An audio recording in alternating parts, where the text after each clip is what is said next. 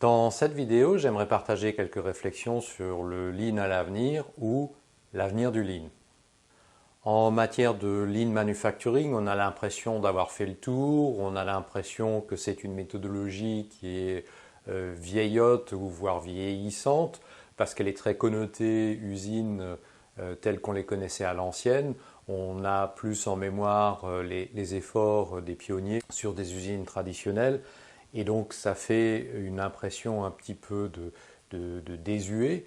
Et il y a un autre phénomène aussi qui est que Lean s'est banalisé, donc il y a tout cet aspect attractif de par la nouveauté qui bien sûr a disparu, puisque c'est plus extraordinaire, sauf pour les quelques secteurs qui sont encore relativement en retard. Pour les autres, ma foi, Lean est devenu soit une réalité, soit une banalité, quand bien même il y aurait beaucoup à dire sur ce qu'il reste à implémenter et les degrés d'implémentation justement du Lean Manufacturing. Lean banalisé et Lean par rapport à l'usine du futur, j'ai déjà évoqué ces thématiques-là dans des vidéos distinctes, donc je ne vais pas revenir sur ces points-là spécifiquement. En matière de Lean Manufacturing, ce qu'il ne faut pas oublier, c'est que quels que soient les progrès qui vont être faits dans l'industrie à court, moyen ou long terme, il y a une réalité qui va nécessairement demeurer, c'est que les flux physiques, eux, vont toujours encore subsister. Ces flux physiques qui demeurent, ce sont des transports, des mouvements de matière par exemple, et quand bien même les transports sont automatisés, ça reste des transports, et s'ils ne sont pas strictement à valeur ajoutée, ou s'ils n'ajoutent pas de valeur, au sens du Lean, ça reste des gaspillages. Donc quand bien même on irait vers de l'automatisation très poussée, pour des translations d'objets, pour des mouvements de matière ou de pièces, etc., eh bien ma foi, ces différents mouvements restent néanmoins des gaspillages, quand bien même ils seraient automatisés. L'automatisation ne va pas non plus faire disparaître tous les problèmes, ni tous les potentiels d'emploi du Lean Manufacturing, voire aussi de Six Sigma. Pourquoi? Parce que automatiser, ça peut par exemple vouloir dire faire des choses de travers, mais beaucoup plus vite. On peut faire des erreurs que l'on fera beaucoup plus rapidement. Et s'il y a une réduction de la variabilité, sous-entendue humaine, grâce à l'automatisation, eh bien, si l'on engage des mauvais paramètres ou s'il y a des erreurs, des problèmes de matière, peu importe, s'il y a quelque chose qui crée de la non-qualité ou des erreurs, eh bien, cette réduction de la variabilité va simplement répliquer avec une grande constance la non-qualité. Donc là encore, automatisation, réduction de la variabilité ne veut pas forcément dire que l'on éradique automatiquement tous les problèmes. On en créera certainement d'autres et on en créera beaucoup parce que ça ira plus vite, ce sera beaucoup plus constant. Si l'on quitte le domaine purement manufacturier, je pense que Lean à l'avenir va connaître très certainement une nouvelle jeunesse avec tout ce qui est développement de nouveaux produits et les processus associés. Il s'agit dans les développements des produits et des processus de faire bon du premier coup. Ce qui prévalait souvent jusqu'à présent, c'est que tous les manques, les imperfections au lancement d'un nouveau produit, d'un nouveau modèle, eh bien ma foi, on comptait sur la génération suivante pour pouvoir se refaire, se rattraper et d'améliorer la génération suivante. Or là, au rythme où vont les choses, les cycles étant de plus en plus courts, les lancements beaucoup plus rapides et toutes les générations de produits ainsi que les offres concurrentes qui se multiplient, la bonne question c'est, y aura-t-il une autre génération? C'est-à-dire, y aura-t-il une seconde chance? Pourrons-nous encore rattraper ou améliorer des designs qui ont été imparfaits ou des lancements qui ont été relativement ratés? Est-ce qu'on pourra se rattraper sur la génération suivante?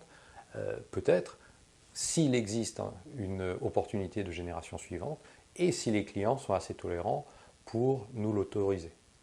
Les lancements de produits qui s'accélèrent, ça peut aussi vouloir dire que les enchaînements de lancement vont être à ce point rapides qu'on n'a pas le temps finalement de corriger des imperfections du lancement précédent et donc on va très certainement répliquer à nouveau ces imperfections et donc l'opportunité d'améliorer un produit nouveau ou le processus qui est nécessaire à ce produit nouveau risque de sauter une ou deux générations.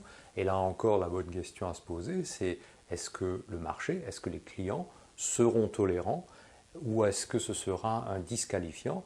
Et donc, si on n'a pas pu faire un lancement de produits bons du premier coup, est-ce que réellement on aura cette seconde chance? Globalement, tout va encore s'accélérer probablement, donc les lancements vont aller de plus en plus vite, ce qui veut dire qu'il faut être prêt pour ce type de compétition.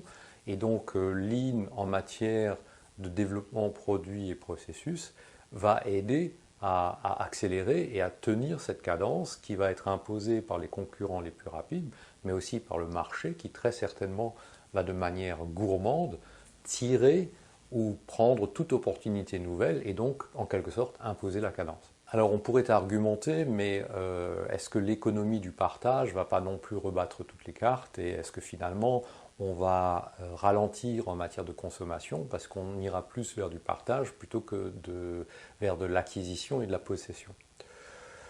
Alors le débat, il est ouvert, mais les produits et les services que l'on va louer dans cette économie du partage, à mon sens, ils devront être d'autant plus attractifs que les concurrents vont se positionner là-dessus. Ce sont des offreurs de produits à la location ou des offreurs de services. Et évidemment, il s'agit d'avoir le produit ou le service le plus attractif. Et donc là encore, Lean en développement, que ce soit pour des produits physiques ou des services, voire une association des deux, eh bien, restera fondamental pour être paré par rapport à cette compétition qui va être féroce et à un marché qui va continuer d'être exigeant.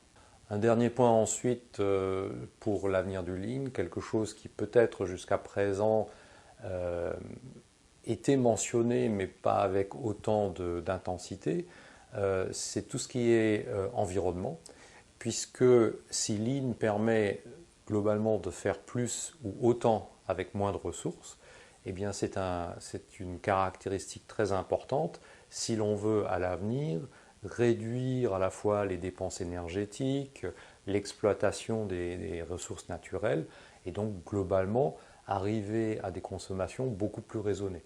Là encore, Lean a des choses à apporter, il y a des cartes à jouer. C'est pour ça que je pense que l'avenir du Lean, au moins à moyen terme, sachant que c'est difficile de mettre un horizon à moyen terme, pour moi, il n'y a pas danger de mort imminente pour le Lean. Je lui prédis plutôt encore longue vie, mais sous des formes qui éventuellement seront un petit peu différentes et qui vont évoluer.